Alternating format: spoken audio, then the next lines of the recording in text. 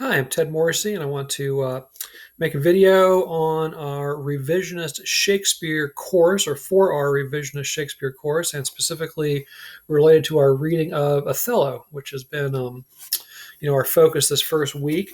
And I just wanted to talk a little bit about some characteristics of not just this play necessarily, but maybe Shakespeare's plays in general. Obviously, we are just at the beginning of our course. We still have The Winter's Tale and The Tempest to read yet.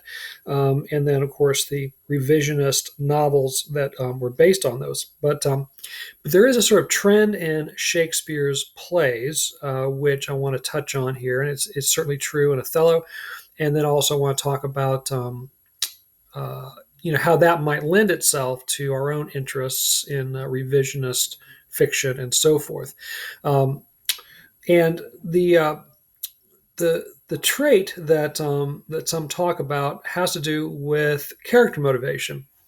One of the things that has kind of, I don't know, intrigued or bothered some viewers and readers of Shakespeare over the last 400 years or so is that oftentimes there's not a lot of attention given to motivation.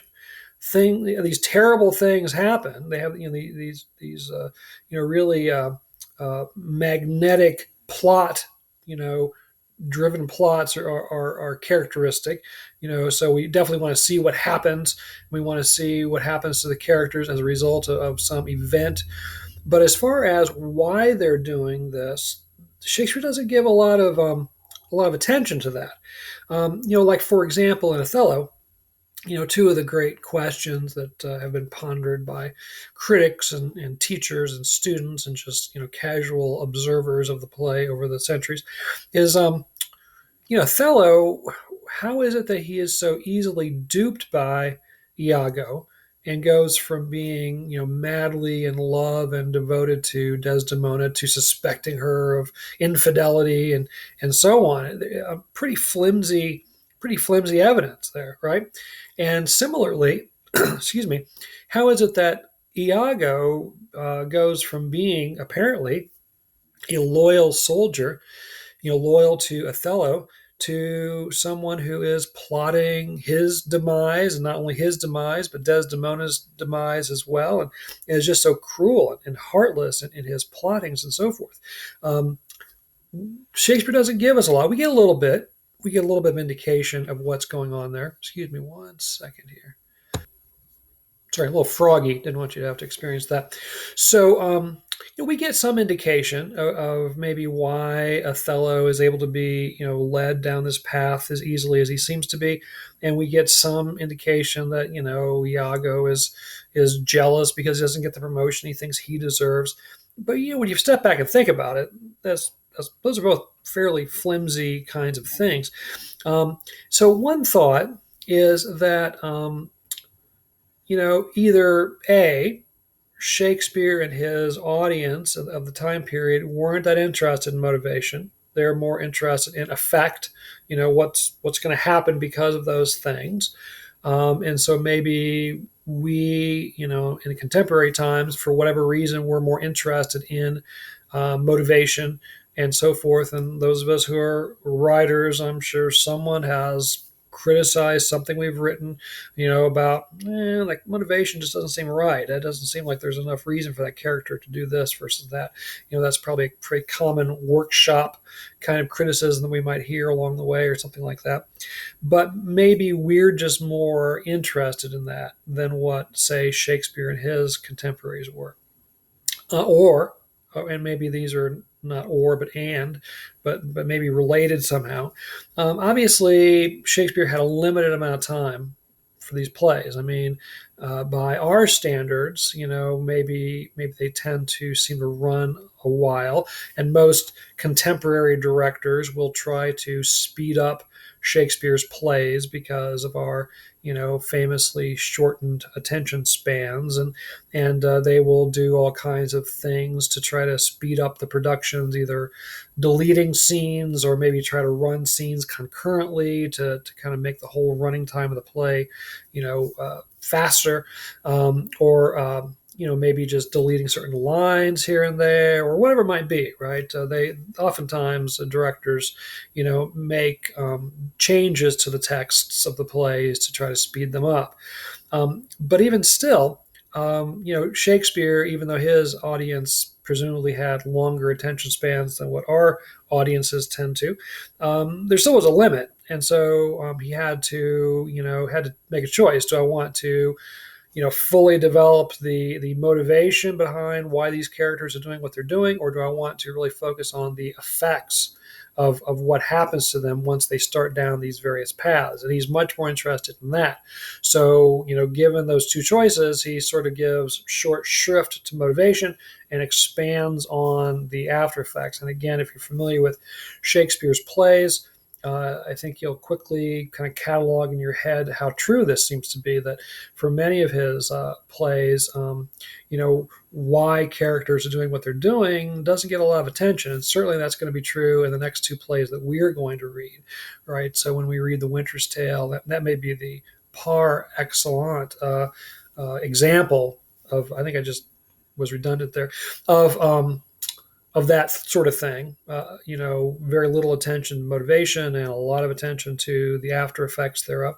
But even in The Tempest, you can find examples of that. Macbeth, Hamlet, Romeo and Juliet. Why does this couple fall so madly in love so quickly, in spite of the family feud? In fact, well, if they don't, then we don't have this long period of the play to look at the aftermath of their having fallen in love and so on. And again, I think that's so true of so many of Shakespeare's plays, that what we get is a focus on what happens after a character starts down a particular path and what gets them started on that path. Shakespeare usually gives us some rationale, but doesn't spend a lot of time on it. All right, so that's certainly leaves open, for us revisionist authors, give some thought to that. Well, why? What's the backstory here? Why is Othello so easily duped? Why is Iago, so hell bent on destroying Othello and Desdemona and whoever else might get in the way of his wrath? Right? Because we don't get a lot in the play, so maybe we can invent some through some other kind of narrative, right? The other thing that's kind of related to that is what the great Shakespeare scholar Emma Smith talks about. In fact, she's got a whole book that talks about this, and you can find a really good video on this. Maybe I'll share that video with you eventually here. But she talks about the gaps in Shakespeare. Now, all narratives have gaps in them, but Shakespeare in particular, and what she means by that is, we have the texts, we have the printed plays, and in some cases we have more than one version. We might have the quarto version and the folio version, and so on. But still, we only have the text of the plays. We don't have a lot of sort of the apparatus of the plays. In other words, there's very little stage direction. There's very little information about how the plays are supposed to be performed, about what the actors are supposed to be doing here and there.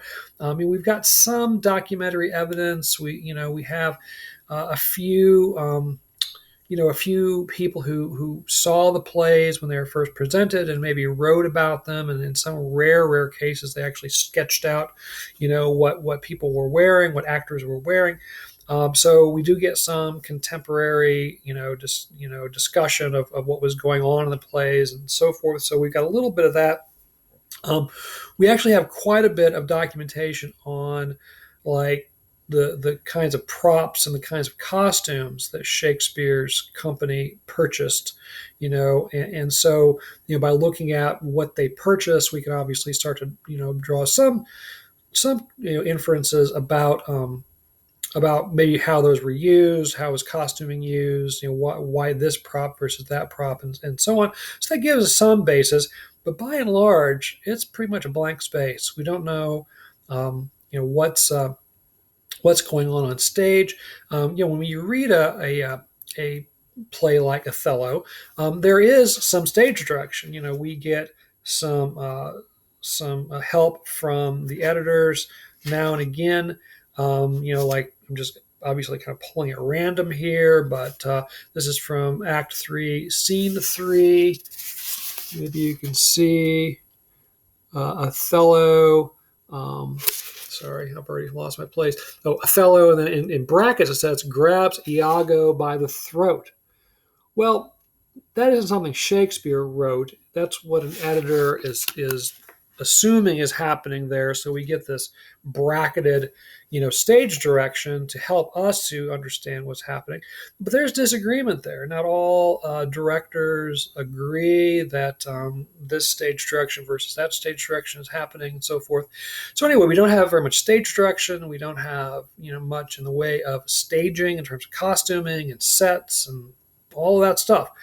And so that leaves a lot of gaps in the text, a lot of room for interpretation. We don't know how the lines are supposed to be said, according to how Shakespeare thought they should be said. Macbeth is kind of my main play of interest. I taught that, for 20 some years, sometimes several times a day, going over the same lines again and again and again. Every time I get an opportunity to see a live performance of Macbeth, I try to make sure I go to it. I've seen all kinds of movie versions, and etc. And even though the text of the play varies very little from production to production to production, how the play unfolds in terms of mood can be very, very different. On the one hand, Macbeth is known as, perhaps the darkest of the tragedies, and it can be played that way. It can be played very, somber and just the sort of gloom hanging over, every scene, or it can actually kind of be funny. I've seen some productions that are very funny. And again, the lines don't change any. It's just the way the actors deliver the lines. It's the facial expressions they have. It's the timing of the lines, but the timing between the actors and so forth.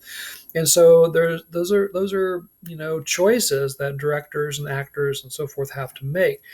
And so there's a lot of gaps. We don't know exactly how the plays were supposed to be performed. And in some cases, we don't exactly know who said what lines or how those lines were intended to be said or whatever.